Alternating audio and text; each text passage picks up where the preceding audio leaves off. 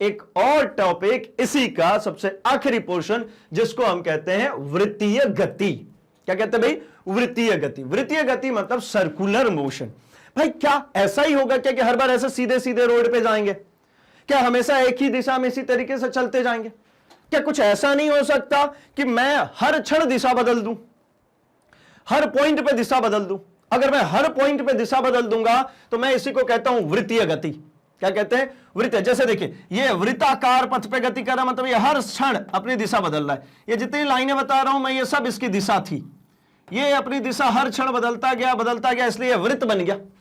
आपने चरखी देखी होगी ना चलते हुए, वो चरखी जब उल्टे की तरफ से चलती है तो जो फेंक रहा होता है उसमें से बारूद, चिंगारी, वो ऐसी तो फेंक रहा होता है, और चरखी उल्टी घूमती है। वो जितना बाहर की तरफ फेंक रहा है ना, उसी को कहते हैं टेंजेंट।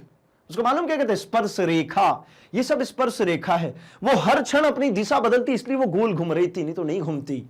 ठीक है, हम और चर्चा करेंगे इसकी। अभी के लिए आप इसको समझेंगे क्या कि भाई ये हो गया वृत्तीय गति करने का मतलब क्या? दिशा बदलते रहना थोड़े थोड़े समय अंतराल पे। ये हर समय अंतराल पे दिशा बदली।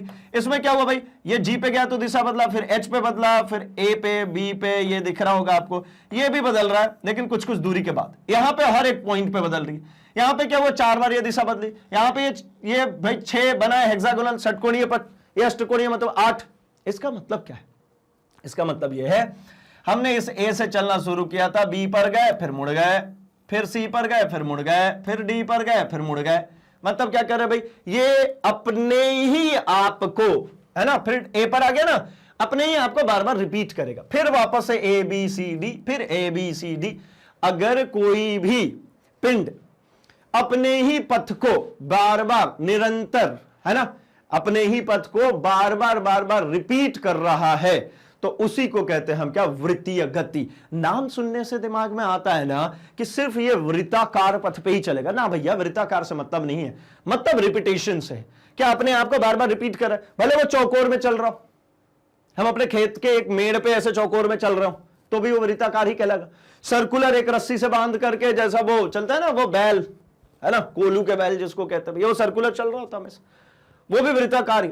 पंखा चल रहा है, वो भी वृत्ताकार। भैया मतलब क्या हो रहा है? अगर आप क्या कर रहे हैं, एक पाथ पे, एक रास्ते पे बार बार अपने को रिपीट कर रहे हैं, तो आप वृत्ताकार कहलाएंगे।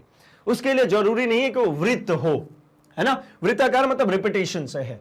ठीक है, इसका मतलब जब कोई वस्तु किसी वृत्ताकार मार्ग पे गति करती है, मतलब जो रिपीट करती रहती है, तो इसको वृत्तीय गति कहते हैं। अब क्या करता है, अगर हम सिर्फ और सिर्फ बात करते हैं किसमें? वृत्त में। सिर्फ और सिर्फ किसमें? वृत्त में। ध्यान रखेंगे, सिर्फ वृत्त में। तो यहां पे ये हमेशा क्या बनाता है भाई? ये बना रहा है, ये क्या? कोण बना रहा है। ये कोण कोण कोण कोण, ये अगर अपन बात करते हैं किसी भी 2 पॉइंट का, तो यहां पे कोण बना रहा है ना, इसी कोण को हम कहते हैं कोणीय विस्थापन। जो विस्थापन नॉर्मल होता था, वो अब विस्थापन बदल गया किसमें? कोणीय विस्थापन में। क्योंकि ये क्या करे? अपने आप को रिपीट ना। अब एक बात बताइए, इस केस में अगर मान के चलिए, इसी की बात करता हूं मैं, इस पॉइंट ए से शुरू हुआ, ये ऐसा चल करके और वापस आकर के इसी ए पर मिल गया, तो कुल विस्थापन तो शून्य हो गया। कुल विस्थापन कितना हो गया? शून्य ना। जहां से चले थे, इस ए से चले थे, घूम करके वापस इसी ए पर आ गए, तो विस्थापन तो शून्य हो गया। अब इस केस में मुझे निकालना होगा वेग, तो हर बार कहेंगे कि भैया शून्य आएगा। जब ए से वापस ए पे आ गया तो वेग कितना आएगा? शून्य आएगा। तो भाई ये तो गड़बड़ हो गई, ये कैसे कैलकुलेट करें? ये तो पूरा समीकरण, पूरे जितने नियम कानून पड़े, ये तो सबको गड़बड़ साबित कर दे रहे हैं। कैसे गड़बड़ साबित कर रहे भाई? तो ये तो कह रहे भैया कि विस्थापन शून्य होगा। विस्थापन शून्य होगा तो ना तो वेग निकलेगा ना त्वरण। तो क्या कोई वृत्तीय गति करता हुआ अगर पथ पे कोई पिंड होगा, तो क्या उसको एक्सेलरेट नहीं कर सकते? उसका त्वरण नहीं बढ़ा सकते? उसका त्वरण कम नहीं, मंदन नहीं कर सकते? तो कर सकते हैं सब कुछ। यहां पे जो विस्थापन नॉर्मल हो रहा था, उसी विस्थापन को, जैसे मैं यहां पे एक पॉइंट मार्क करके बना देता हूं, ये जो विस्थापन हो जाएगा, इसको कोणीय विस्थापन कहना शुरू कर देंगे। ये क्या होने लगेगा भाई? एक कोणीय विस्थापन होगा। तो इसमें जो विस्थापन होगा वो कोणीय विस्थापन, मतलब जो वेग होगा, है ना, जो वेग होगा, वो वेग क्या कहलाने लगेगा भाई? कोणीय वेग। तो वेग का क्या होता था फॉर्मूला? विस्थापन बटा समय। तो क्या हो जाएगा? कोणीय विस्थापन बटा समय। क्या हो जाएगा? कोणीय विस्थापन बटा समय। मतलब कुछ नया चेंज नहीं हुआ। और इसकी इकाई जो हो जाती है वो रेडियन प्रति सेकंड। जो कोण है ना, जो कोण, उसको रेडियन प्रति सेकंड, मैं यहां पे लिख दे रहा हूं, कोणीय विस्थापन, कोणीय विस्थापन बराबर, सॉरी, कोणीय वेग बराबर, कोणीय वेग बराबर क्या हो जाएगा भाई? तो हो जाएगा कोणीय विस्थापन बटा समय। आप बोलेंगे सर चेंज कर दिया क्या? नहीं भैया, वेग में विस्थापन ही तो आता है, बस यहां कोण था तो यहां कोण लगा दिया। तो क्या हो गया भाई, कोणीय वेग बराबर कोणीय विस्थापन बटा समय। ठीक, तो इसकी इकाई क्या हो जाएगी? तो कोणीय विस्थापन, कोणीय विस्थापन को भैया हम कहते हैं क्या? रेडियन से नापते। कोण है ना, तो रेडियन से, तो रेडियन प्रति सेकंड। इसकी इकाई क्या हो जाएगी भाई? रेडियन प्रति सेकंड। क्यों निकालना पड़ा? क्योंकि भाई हर बार ये वापस अपनी जगह पे आ जाएगा, यहां से चल के वापस यहीं पे आ गया था तो भैया जीरो हो जा रहा था ना। ऐसे में कैसे कह सकेंगे? जैसे मान लीजिए आपको कहा गया कि ग्राउंड के 4 चक्कर लगाओ। अब मैं जब आपको कह के गया तब आप वो पहला चक्कर लगा रहे थे और यहां पे आप बैठ गए। अब जब देखा मुझे आते हुए कि अब वापस से मैं आ रहा हूं, तो फिर वापस से आप चल के यहां तक पहुंच गए। अब मैं कैसे जस्टिफाई कर लूं कि आपने 4 चक्कर लगाए कि 3 की 1? तो भाई इसके लिए मैंने एक काम दे जाऊंगा। क्या काम दे के जाऊंगा? कि भैया आपको बोलूंगा कि भैया कोण पता होना चाहिए। मतलब एक बीच में, यहां पे एक बीच में खंभा गाड़ दूंगा और आपको पकड़ा दूंगा रस्सी और बोलूंगा भैया घूमो। जब मैं आऊंगा ये 4 फेरे पड़ चुके होंगे इसका मतलब आपने 4 राउंड लगा लिया। मैं क्या निकालो? कोण निकालो। क्योंकि यहां पे बना हुआ जो वापस आएगा तो विस्थापन 0 हो जाता है ना, अगली बार वापस आएंगे फिर से 0 हो जाएगा। इसलिए इसका फॉर्मूला मुझे चेंज करना पड़ा। क्या लेके आना पड़ा भाई? कोणीय विस्थापन। तो ये कब कब काम आएगा? जब आएगी हमारे पास वृत्तीय गति। वृत्तीय गति जब आएगी तब ये हमारे पास आएगा। अच्छा, तो अब हमारे पास ये चैप्टर के सारे ही की पॉइंट, सारे की कंसेप्ट सब कुछ आ चुका है और सब कुछ फिंगर टिप्स पे याद हो चुका है। तो अब हम शुरू करने जा रहे हैं अपने अभ्यास प्रश्नों को। हमारा पहला जो प्रश्न है वो है, एक एथलीट वृत्तीय रास्ते जिसका व्यास 200 मीटर है का एक चक्कर 40 सेकंड में लगा लेता है। अच्छा, 2 मिनट 20 सेकंड के बाद वह कितनी दूरी तय करेगा और उसका विस्थापन क्या होगा, यह कैलकुलेट करना। भाई क्या कहना चाह रहे हैं? तो ऐसा कहना चाह रहे हैं कि ये एक वृत्तीय पथ है। ये क्या है? एक पूरा वृत्तीय पथ। इस वृत्तीय पथ में क्या हो रहा है भाई? तो इस वृत्तीय पथ में यह हो रहा है कि इसका जो व्यास है, व्यास मतलब क्या होता है? सेंटर से जो सबसे बड़ी जीवा होगी, मतलब ये हो गया हमारा क्या, 200 मीटर का ये हमारा व्यास हो गया इसका। इसके गोल गोल चक्कर लगा रहा है। तो चलिए एक पॉइंट मार्क कर लेता हूं। मान लेता हूं ये पॉइंट ए से चला और वापस ए पर आ जाएगा। ठीक है, चलिए। तो भाई क्या दिया है? 200 मीटर इसका व्यास दे दिया। 40 सेकंड में एक चक्कर पूर्ण करता है। एक बार पूरा कितने देर में घूम जाएगा भाई? तो 40 सेकंड में घूम जाएगा। अच्छा, तो 2 मिनट 20 सेकंड के बाद कहां रहेगा? तो सबसे पहले तो हम निकाल लेते हैं कि दूरी कितनी है, इसकी दूरी कितनी है, तब तो निकाल पाएंगे हम। तो दूरी निकालने के लिए क्या निकालना पड़ेगा? दूरी एक चक्कर में, दूरी एक चक्कर में। तो दूरी भैया एक चक्कर में जो होगा वो क्या होगा? तो इसकी जो परिधि होगी उसके बराबर होगा। तो परिधि कितनी होती है? तो 2 पाई आर। अब चूंकि यहां पे आर नहीं दिया है, क्या दिया हुआ है? डी, व्यास दिया हुआ है। तो मतलब व्यास के फॉर्म में लिखेंगे तो ये फॉर्मूला क्या हो जाता है? पाई इंटू डी, है ना। 2 पाई आर जो कर रहे थे, 2 आर का मतलब क्या होता है? डी होता है। अच्छा, तो क्या हो गया भाई? तो दूरी जो निकल गई हमारी, वो दूरी हो गई हमारी कितनी? पाई मतलब 22/7 और डी मतलब ये दिया हुआ है 200 मीटर। तो ये कैलकुलेट कर लेते हैं। तो 22 दूनी 4400/7 मीटर। अब हमको इसके साथ में गिवन है यहां पे क्या? तो गिवन है यहां पे टाइम, है ना। कितना भाई? 40 सेकंड में एक चक्कर। और कुल कितना चल रहा भाई? तो कुल चल रहा 2 मिनट 20 सेकंड।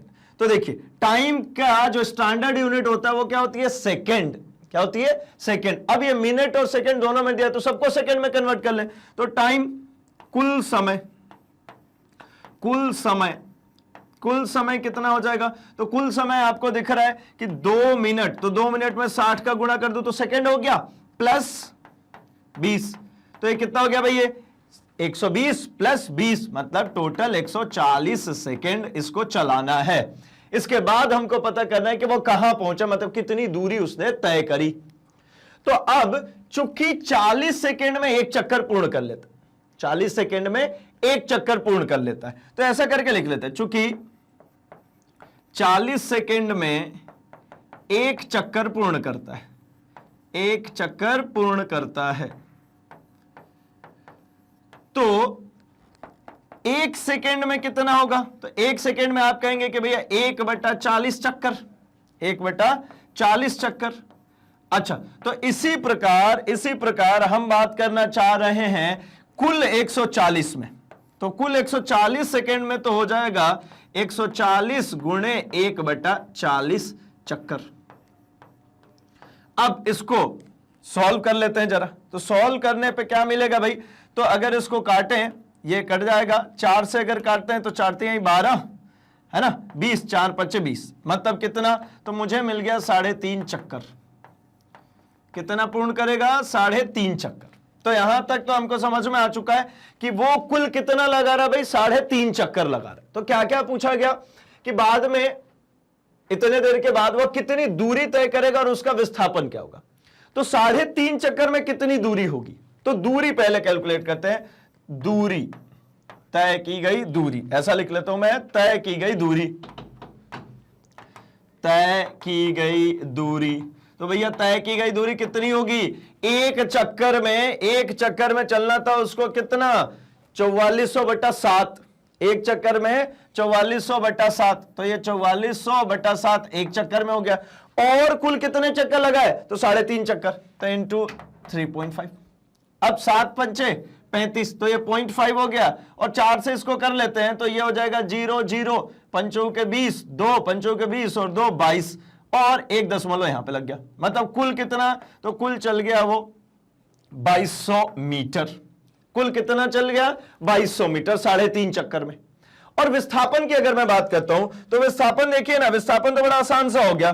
कितना हो गया भैया विस्थापन, तो भाई मैंने कहा कि भाई यहां से चलना शुरू किया, ठीक है, इसको मैंने कहा कि भैया ये चलना शुरू किया यहां से, ये पूरा एक चक्कर पूर्ण किया यहीं पे, दूसरा चक्कर पूर्ण किया यहीं पे, तीसरा पूर्ण किया यहीं पे, और जो चौथा चक्कर, मतलब चौथा चक्कर चलने गया लेकिन वो यहां पे आकर के रुक गया, क्योंकि 3.5 चक्कर ही तो चलना है। तो भाई ये जब 3.5 चक्कर चल चुका है तो इसका मतलब क्या कि विस्थापन में जब हम कैलकुलेशंस बनाते हैं, जब विस्थापन की बात करते हैं, तो एक चक्कर पूर्ण किया शून्य विस्थापन, दूसरा चक्कर पूर्ण किया शून्य विस्थापन। अच्छा, इसका मतलब क्या हुआ, तो यहां से यहां तक की जो दूरी है, तो यहां से यहां तक की दूरी क्या होगी, इसका व्यास है ना, क्या होगी इसका व्यास। तो विस्थापन बराबर किसके बराबर आ जाएगा, व्यास के बराबर। और व्यास कितना था, तो 200 मीटर। तो भैया हो गए हमारे दोनों आंसर, दूरी भी निकल गई और व्यास भी निकल गया। तो चलिए रखिए इसका स्क्रीनशॉट, बढ़ेंगे हम अपने अगले प्रश्न की तरफ। चलिए, तो रख लिया होगा आई थिंक। मैं बढ़ता हूं अपने अगले प्रश्न की तरफ, प्रश्न संख्या 2 पर। और यह है हमारा कि 300 मीटर सीधे रास्ते पर जोसेफ जॉगिंग करता हुआ 2 मिनट 50 सेकेंड में एक सिरे ए से दूसरे सिरे बी तक पहुंचता है। तो भाई एक तो काम करते हैं, पहले तो इनकी ट्रैक को बना लेते हैं। तो इनका जो ट्रैक है वो ट्रैक ऐसा है कि ये है पॉइंट ए और यहां पे सीधे चल करके गए और ये हो गया पॉइंट बी। अब ए से बीच की जो दूरी दी हुई है, ए से बी के बीच की दूरी जो दी हुई है वो दी हुई है 300 मीटर, सीधे रास्ते पे गए हैं, तो ये हो गया भैया 300 मीटर। नाउ यहां तक जाने में इनको लगा है 2 मिनट 50 सेकेंड। अब ए से दूसरे सिरे बी पर पहुंचने के बाद वो 1 मिनट में, 1 मिनट में 100 मीटर पीछे, मतलब यहां से वापस चले और भाई यहां से वापस चलेंगे और ये 100 मीटर पीछे आ गए पॉइंट सी पर। यहां से यहां तक की जो डिस्टेंस है ये 100 मीटर है। अच्छा ठीक है भाई, सी पर पहुंचता है। जोसेफ की औसत चाल और औसत वेग होंगे। 2 अलग अलग पॉइंट्स में पूछे जा रहे हैं। सबसे पहले पूछा जा रहा है ए से बी तक में औसत चाल और औसत वेग। तो देखिए पहले तो हम ए को सॉल्व करते हैं। औसत चाल, औसत चाल के लिए क्या फॉर्मूला था भाई, तो औसत चाल के लिए फॉर्मूला था कुल तय की गई दूरी बटा में कुल समय। अब सवाल जो पूछा जा रहा है वो पूछा जा रहा है ए से बी तक के लिए। ए से चलेंगे और बी तक पहुंचेंगे, तो कुल दूरी कितनी है भाई, तो कुल दूरी कितनी है 300, और कुल लगा हुआ समय कितना है 2 मिनट 50 सेकेंड। तो मैं जरा यहां पे मार्क कर लेता हूं, 2 मिनट 50 सेकेंड को चेंज करना पड़ेगा मुझे सेकेंड्स में, क्योंकि ये स्टैंडर्ड में नहीं है। तो 2 मिनट का मतलब कितना होता भाई, तो 2 गुणे 60 प्लस 50, 2 गुणे 60 मतलब 120, और 120 और 50 कितना, तो 170 सेकेंड लगा है। तो भैया यहां पे रख देंगे हम 170। अब जो कैंसिल आउट हो गए कर देते हैं, मतलब 30/17 ये हो गया इनका औसत चाल। किस में, तो भैया ये हो गया मीटर प्रति सेकेंड। अब इसी में पूछा जा रहा है कि औसत वेग क्या होगा। तो औसत वेग जो है इसी केस में औसत वेग जो होगा वो औसत वेग बराबर होगा किसके, औसत चाल के। अब बोलेंगे ऐसा क्यों कर दिया भाई औसत चाल के बराबर, तो औसत चाल के बराबर ही होगा ना, ये जितना दूरी सरल रेखा में जब जाते हैं तो दूरी और विस्थापन दोनों बराबर होते हैं। जब हम किसी स्ट्रेट लाइन में जाते हैं, जब हम किसी सरल रेखा में जाते हैं तो क्या होगा भाई, वेग और जो चाल है ये दोनों ही बराबर होते हैं। तो मतलब ये कितना आ गया, तो इसका भी आंसर आ गया यही 30/17 मीटर प्रति सेकंड। अब बढ़ते भैया अपने दूसरे प्रश्न बी की ओर। बी में क्या कहता है, तो ए से सी सिरे तक, मतलब अब ए से बी नहीं जाना, अब ए से सी जाना। तो ए से सी सिरे तक की लंबाई बची कितनी, 300 थी, 100 चली गई, कितनी बची है भाई, तो ये बची है 200 मीटर। कितनी बची, 200 मीटर। तो सबसे पहले तो निकालना मुझे क्या, चाल। तो चाल जो होता है ये होता है कुल तय की गई दूरी, कुल तय की गई दूरी। तो कुल तय की गई दूरी कितनी है, तो 300 ये और 100 ये, मतलब कैसा लिख लेंगे 300 प्लस 100। क्यों भैया, क्योंकि ए से बी तक गए थे प्लस बी से सी तक आएंगे, तो कुल दूरी और लगा हुआ कुल समय। तो अब कुल समय यहां पे 1 मिनट बोला गया, मतलब कितना 60 सेकंड। तो कुल समय इसके लिए कितना हो जाएगा, तो कुल समय 170 सेकंड तो ये था, प्लस 60 सेकंड और बढ़ जाएगा। कितना हो जाएगा भाई, तो ये हो जाएगा हमारा, अगर इसमें 60 और जोड़ देते हैं तो 230 सेकंड, 230 सेकंड। तो भाई यहां पे कितना आ जाएगा 230, आंसर 400/230, ये कट गया 40/23, कितना 40/23 मीटर प्रति सेकंड। अब बी का ही दूसरा पोर्शन है, मुझे क्या निकालना है बी में, औसत वेग। तो औसत वेग निकाल लेते हैं, औसत वेग। तो औसत वेग में क्या होता है भाई, विस्थापन बटा समय, विस्थापन बटा समय। विस्थापन कितना है, तो विस्थापन एसी का सिर्फ 200 है, ये पोर्शन खत्म, ये गया और वापस आ गया, जितना वापस आ गया वो माइनस हो जाएगा ना। विस्थापन तो फाइनल माइनस इनिशियल होता है, अंतिम बिंदु माइनस प्रारंभिक बिंदु। तो अंतिम बिंदु भैया सी है और ये, तो कितना हो जाएगा ये, तो ये हो गया भैया 200 और 200 इसका हो गया विस्थापन। अब समय कितना, तो भैया समय जो है, समय के लिए अगर यहां तक जाने में 1 मिनट उन्होंने लगाया था, कितना 100 मीटर चलने में, 1 मिनट लगा था किसमें, 100 मिनट चलने में, 100 मीटर चलने में। तो मतलब 60 सेकंड तो हो गया भाई यहां तक में आने में। अब क्या बचेगा, तो अब बचेगा जो टाइम, वो टाइम ये है कि 170 में से माइनस कर देते कितना 60 सेकंड्स को। तो ये हो गया कितना हमारा 110 सेकंड, 10 से 10 कट गया, 20/11 मीटर प्रति सेकंड। ये हो जाएगा भाई हमारा औसत। चलिए, तो आप इसके भी स्क्रीनशॉट रखें। बढ़ेंगे हम अपने अगले प्रश्न संख्या 3 पर। चलिए, अगला जो हमारा प्रश्न है वो है, अब्दुल गाड़ी से स्कूल जाने के क्रम में औसत चाल 20 किलोमीटर प्रति घंटा पाता है और लौटने में वहां भीड़ कम है और औसत चाल 40 किलोमीटर है ना। हमने इसको डिस्कस किया हुआ है भाई, ऐसे क्वेश्चंस के लिए हमने डिस्कशन किया हुआ, सीधे फॉर्मूला रखा हुआ है कि भैया जाने में क्या था भाई, उसको टाइम अलग लग रहा, मतलब अलग स्पीड से गया और वापस आने में भीड़ भाड़ कम थी तो थोड़ा तेज चल के आया। तो भाई औसत चाल ऐसे में क्या निकालेंगे, तो ऐसे में औसत चाल निकालने का एक फॉर्मूला दिया था, वो क्या था भाई, औसत चाल बराबर 2 × xy अपॉन x + y। मतलब जहां पर अगर बात करूं, x मतलब भाई जाने के लिए 20 किलोमीटर प्रति घंटा और y मतलब भैया आने का मतलब क्या 40 किलोमीटर प्रति घंटा, ये जाने का और y आने का। अब इन सबको यहां पर रख दीजिए, तो रखेंगे तो देखिए क्या पाते हैं आप, तो 2 × 20 × 40 अपॉन 20 + 40। अब क्या कर दे भाई, तो मल्टीप्लाई कर लेते हैं, कितना हो जाएगा ये, तो ऊपर वाले को तो ऐसे ही छोड़ता हूं मैं क्योंकि कैंसिल ही तो करना है, नीचे वाले को जोड़ देता हूं, 20 ये हो गया 60, तो ये काटेंगे कितना हो जाएगा 40 और 20 60 हो गया। अगर इससे काटते हैं तो ये 20 से कितनी बार में कट जाएगा भाई, तो 3 बार में, ठीक है। अब 40 दूनी 80, 80/3 कितना आ गया, 40 दूनी 80, 80/3, ठीक है।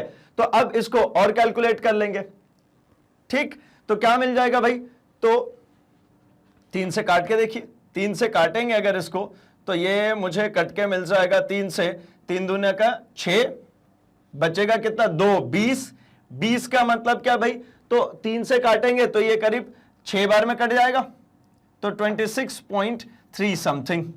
ठीक है, ये हो जाएगी क्या उसकी औसत चाल। चलिए भाई, तो ये आपने कैलकुलेशंस कर लिए होंगे, ठीक है, तो ये 26.666 चलता चला जाएगा, तो 26.6 रख सकते हैं। ठीक, चलिए तो हम बढ़ते हैं अपने अगले प्रश्न की तरफ, और हमारा अगला प्रश्न है वो है, कोई मोटर बोट झील में विरामावस्था से सरल रेखीय पथ पर, है ना, मतलब विरामावस्था से सरल रेखीय पथ पर चल रही है, तो विरामावस्था कह देने से ही मतलब क्या समझ में आता भाई, कि जो u का मान है, जो प्रारंभिक वेग है इसका, वो है 0। अच्छा, सरल रेखीय पथ पर 3 मीटर प्रति सेकेंड स्क्वायर, ये प्रति सेकेंड स्क्वायर का मतलब क्या होगा भाई, स्क्वायर मीटर जब कभी भी आएगा, स्क्वायर सेकेंड बेसिकली जब कभी भी आएगा, इसका मतलब होता है कि ये दिया गया है मुझे त्वरण, क्या है भाई, ये है त्वरण, तो त्वरण हो गया 3 मीटर प्रति सेकेंड स्क्वायर,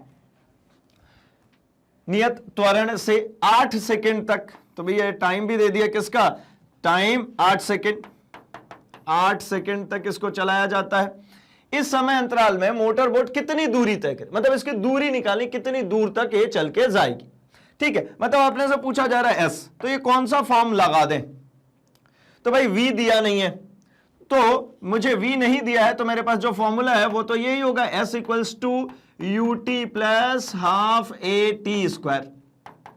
ये सबसे सिंपल है भाई, इसके लिए सारा डेटा गिवन है, क्या क्या गिवन है, तो ये वाला पूरा टर्म 0 हो गया, 0 into T plus half of a का मतलब कितना भाई, तो a हो गया हमारा 3, और जो t है वो कितना है भाई 8 का स्क्वायर, तो ये अल्टीमेटली कितना बन गया 1/2 इंटू 3 इंटू 64, है ना, 8 का स्क्वायर करेंगे तो 64, तो कितना हो जाएगा भाई, इसको काट लेते हैं 32, 32 से 3 बार कीजिए तो 3 दूनी 6 और 3 तिया 9, मतलब 96 मीटर कितनी दूरी तय कर लेगा भाई, तो ये तय कर लेगा हमारा 96 मीटर।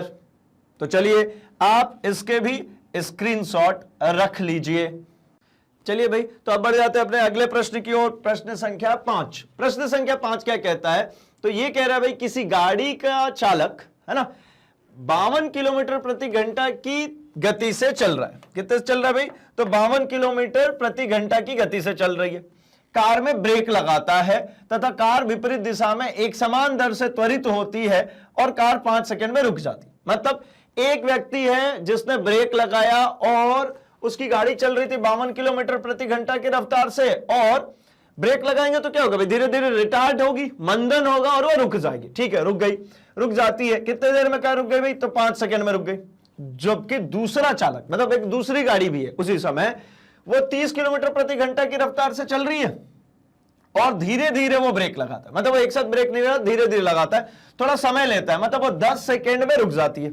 अब एक ही ग्राफ पेपर पर दोनों कारों के लिए चाल तथा समय ग्राफ आरेखित कीजिए और यह बताइए कि कौन अधिक दूर तक जाएगी, मतलब ज्यादा देर तक, मतलब दूरी कौन ज्यादा तय करेगी, रुकने में ज्यादा देर तक कौन चलेगी, मतलब ज्यादा दूरी को उसने तय करी। अच्छा, तो ग्राफ पेपर में सबसे पहले प्लॉट करने के लिए क्या करते हैं भाई, तो एक तरफ यहां पे जो होता है हमारे पास, ये होता है हमारे पास समय, यहां क्या हो गया समय, और यहां पर जो प्लॉट करते हैं ये हमने प्लॉट कर दी भाई क्या, यहां पे वेग, है ना, क्योंकि समय और वेग ही त्वरण को दर्शाएगा, जो मंदन दर्शाना है वो यही दर्शाएगा।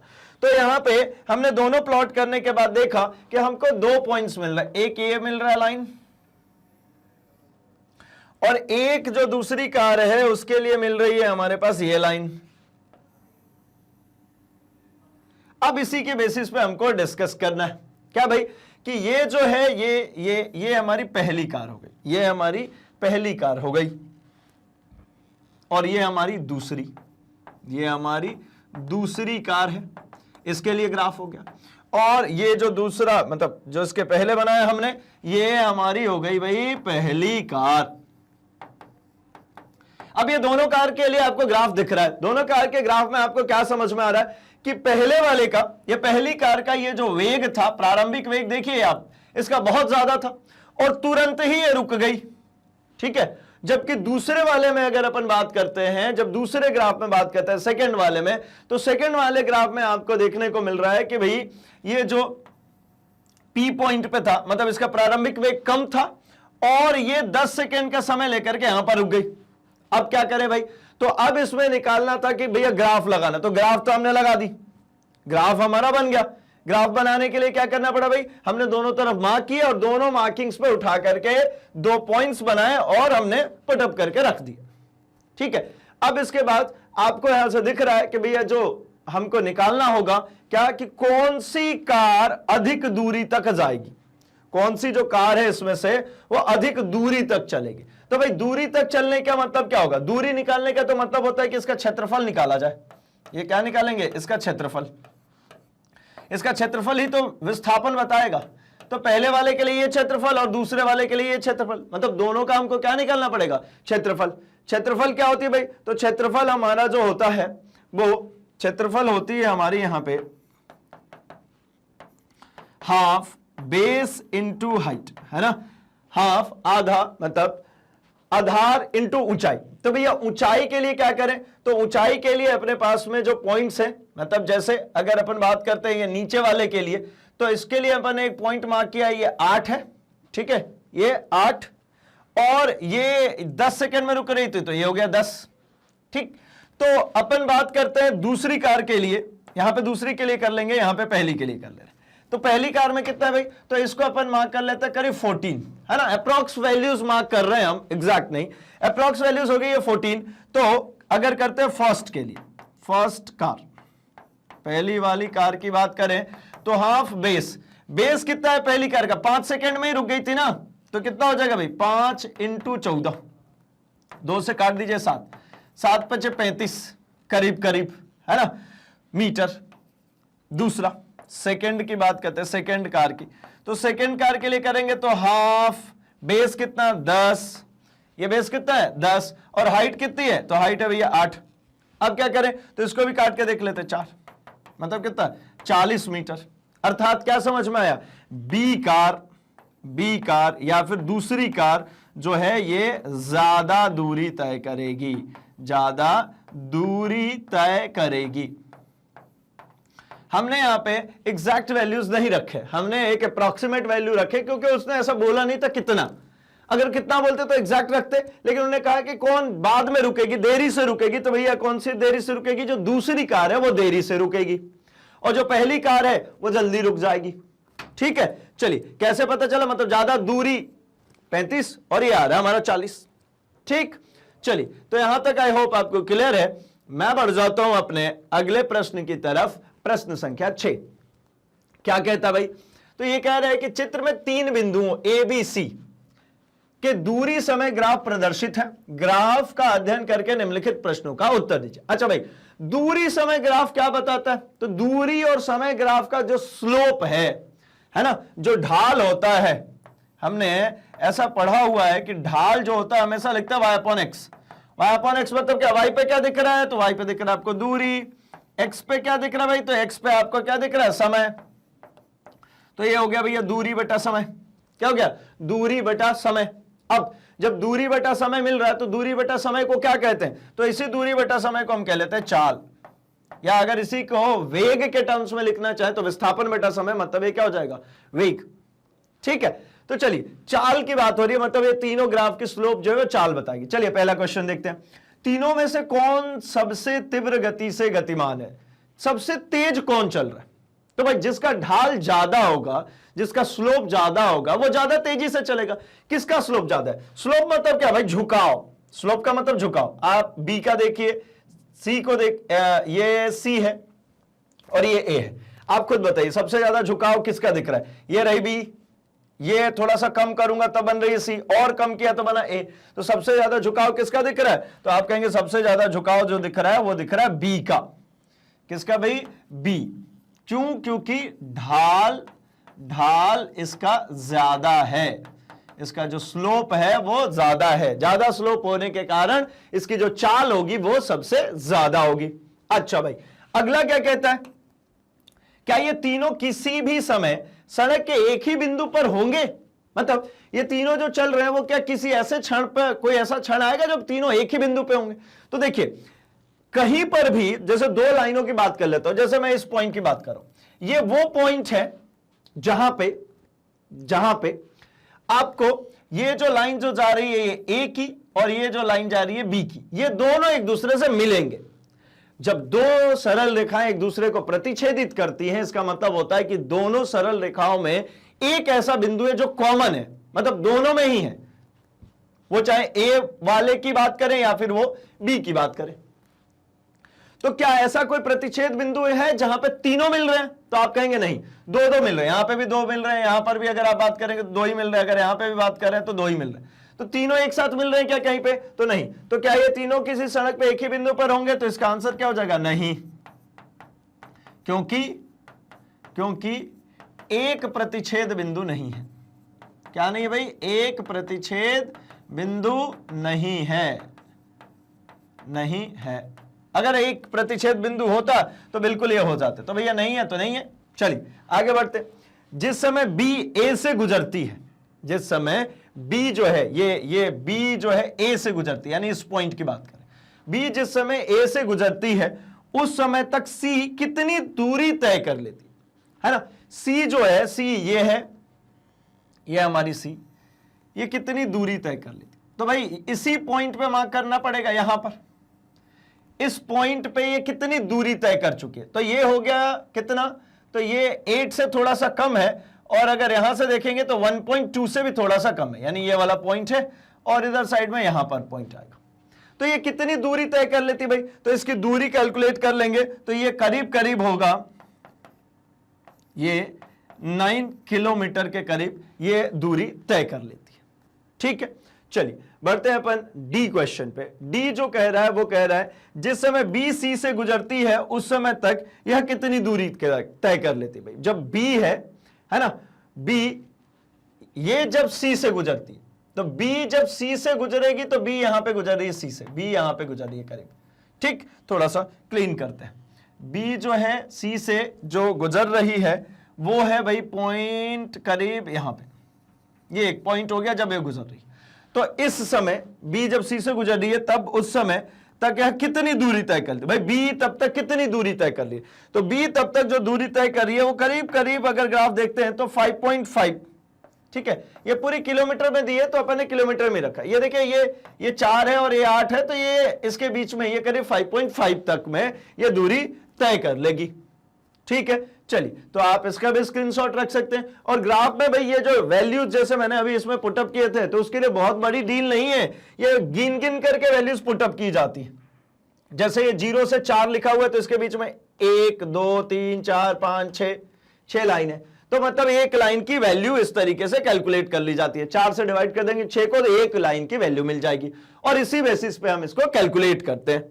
चलिए बढ़ता हूं मैं अपने प्रश्न संख्या 7 के ऊपर, और ये कहता है भाई 20 मीटर की ऊंचाई से गेंद को गिराया जाता है, उसका वेग 10 मीटर प्रति सेकंड स्क्वायर के एक समान त्वरण दर से बढ़ता है। ऑब्वियस सी बात है, ये इससे क्या करेगा भाई, एक बॉल को गिराएंगे तो पृथ्वी अपनी तरफ खींचेगी ना, इस बॉल को नीचे गिराएंगे तो पृथ्वी अपनी तरफ खींचेगी।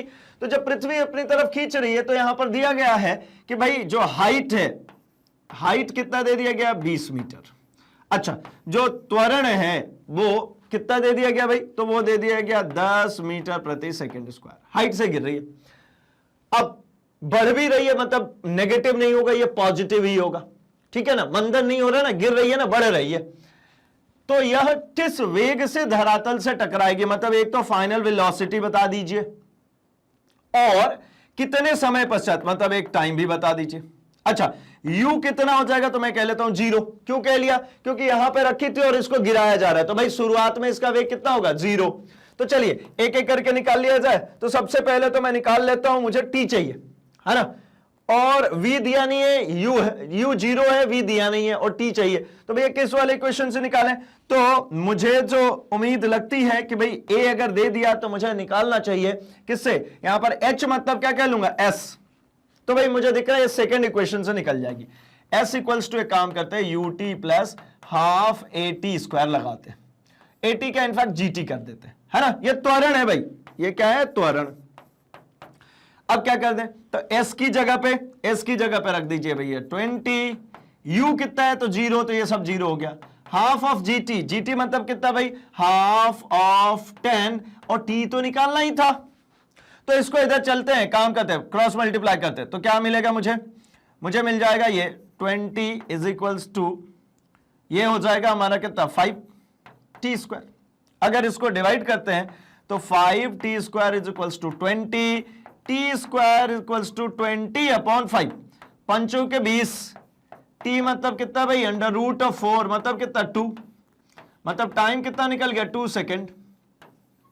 अर्थात यूं कहूं कि जो समय लगने वाला है, किसमें समय लगने वाला है भाई, उसको आकर धरातल पे टकराने में वो लगने वाला है सिर्फ 2 सेकंड। 2 सेकंड में आकर टकरा जाएगी। अब निकालना फाइनल वेग, तो भाई प्रथम समीकरण v equals to u plus at, इसको लगा देते, v equals to u plus at। In fact यहां पर भी मैं बात कर लूं तो gt है ना, ये g इसलिए लिख रहा हूं क्योंकि जो त्वरण है ना, अगर अपन बात करते हैं गुरुत्वाकर्षण के टर्म में, जब पृथ्वी खींच रही है तो भैया ये g हो जाता है और कुछ नहीं। तो यहां पे v निकालना ही है, u की वैल्यू 0 दी हुई थी और g जो दिया हुआ है वो 10, और टाइम हम निकाल के ला रहे हैं 2 सेकेंड, तो 10 × 2, अल्टीमेटली आपके पास आ गई क्या 20 मीटर प्रति सेकेंड। यह निकल गई फाइनल वेलोसिटी 20 मीटर प्रति सेकेंड। ठीक है, चलिए तो भाई इसका स्क्रीनशॉट रखिए, हम बढ़ते हैं अपने अगले प्रश्न की ओर। अगला प्रश्न क्या है भाई, तो अगला प्रश्न यह है, किसी कार का चाल समय ग्राफ चित्र में दिखाया गया, ये रहा, ठीक है। अब पहले 4 सेकंड में कार कितनी दूरी तय करती है, इस अवधि में कार द्वारा तय की गई दूरी को ग्राफ में छायांकित करिए। तो ठीक है भाई, 4 सेकंड पे ना, ये रही 4 सेकंड। अब इसको छायांकित करना है, तो भैया इसको क्या किया हमने, ये और ये, अब इसको कलर कर दीजिए, ये कर दिया भैया कलर, ये जो सेगमेंट है, ये जो आपको सेगमेंट दिख रहा है, ये पूरा ही सेगमेंट, ये इतना सा पूरा सेगमेंट, ये क्या है भाई, तो ये पूरा सेगमेंट जो है, ये है उसके द्वारा तय की गई दूरी, क्योंकि चाल है और समय। अब मुझे इसको निकालना क्या होगा भाई, तो इसका निकालना होगा क्षेत्रफल। ये मुझे पूछा गया ना कि पहले 4 सेकंड में कितनी दूरी तय करती, तो कर्व के अंदर का जो एरिया है, क्षेत्रफल है, वही तो बताएगी दूरी के बारे में।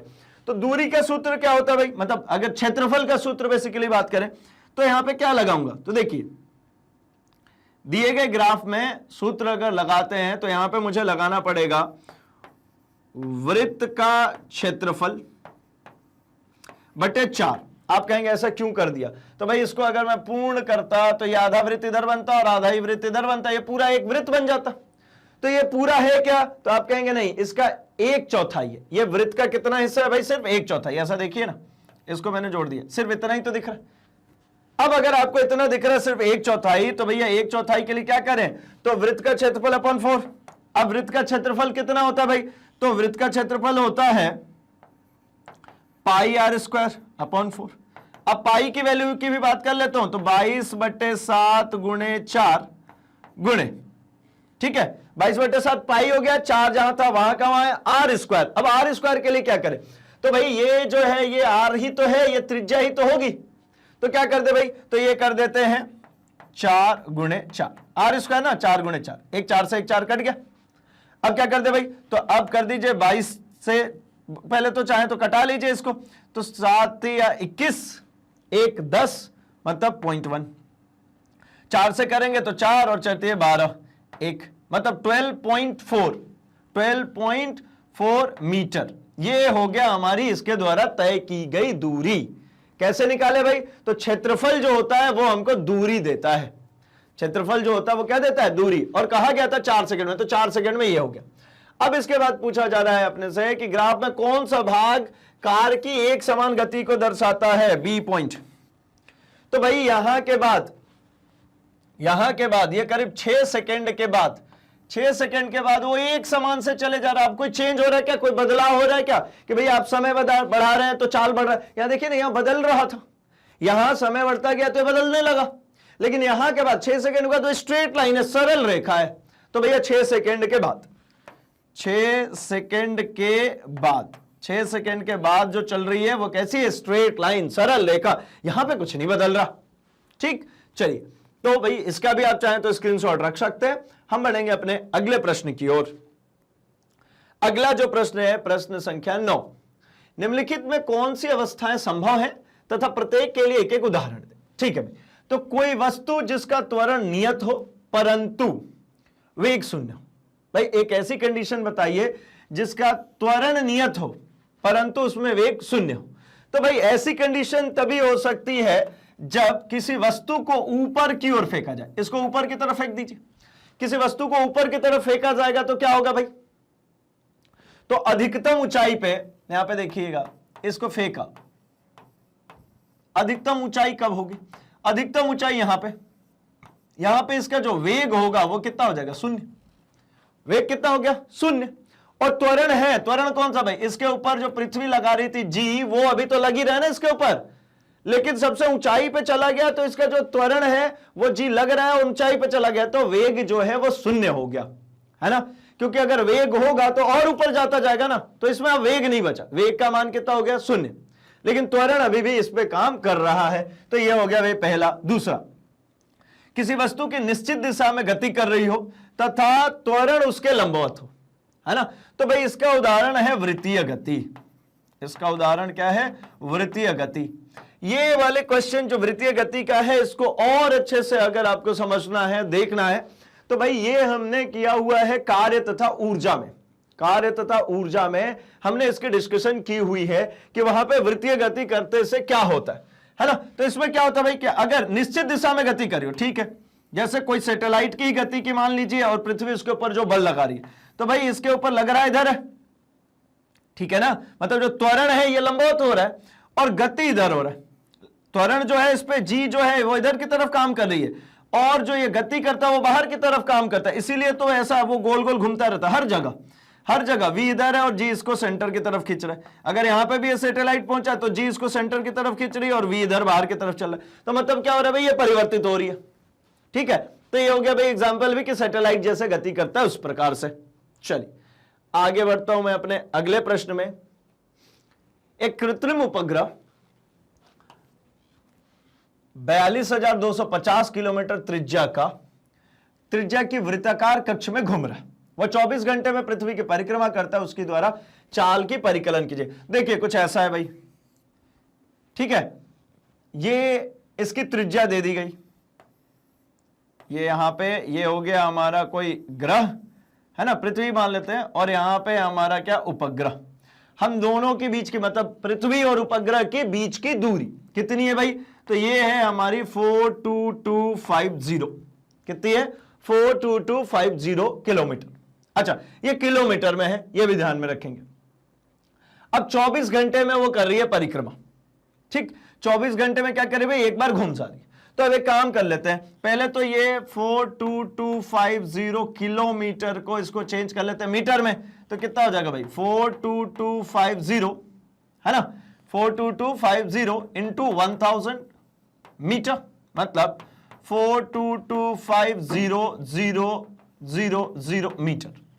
अच्छा दूसरा इसके बाद क्या है, 24 घंटे, तो घंटे को अगर आप चेंज करेंगे तो 24 घंटे को अगर चेंज करते सेकंड में तो कैसे होगा भाई, तो 24 घंटा इसमें कितना मिनट होगा, तो 60 मिनट का 1 घंटा और 60 सेकंड, ये हो जाएगा हमारा क्या, कुल समय। भाई इतनी देर में ये पूरी परिक्रमा करे। अच्छा तो ये तो हुई क्या भाई, त्रिज्या। मुझे क्या निकालनी है, तो मुझे निकालनी होगी क्या, ये पूरी परिधि, है ना, मुझे क्या चाहिए, चाल। तो चाल बराबर, अगर यहां पे फॉर्मूला लिखता हूं कि दूरी बटा समय, तो दूरी क्या है, परिधि, क्या हो जाएगी, परिधि बटा समय। अब परिधि का सूत्र क्या होता है भाई, तो 2 पाई r, क्या होता है, 2 पाई r अपॉन t। अब 2 पाई r करके देखते हैं, तो 2 इंटू 22/7, 2 इंटू 22/7 इंटू ये पूरी वैल्यू 4 2 2 5 पे 4 गुण 0, 4 0, ठीक है। अब इसके बाद क्या करें भाई, तो नीचे है टाइम, टाइम कितना है भाई, 24 इंटू 60 इंटू 60, ये हो जाएगा हमारा टाइम। अब जब आप इसको कैलकुलेट करेंगे तो आप इसका आंसर पाएंगे 3073.74 मीटर प्रति सेकंड। ठीक है, ये क्या निकल गई इसकी चाल। नो डाउट इसका जो कैलकुलेशन पार्ट है थोड़ा सा लंबा है, क्योंकि वो एक रियल वैल्यू है, मतलब बहुत बड़ी वैल्यू है, तो आप इसको कैलकुलेट करेंगे, कैलकुलेट करने के बाद आपको सेम आंसर मिलेगा। तो चलिए भाई, यहां तक हमारा ये जो अभ्यास प्रश्न है ये भी होता है समाप्त।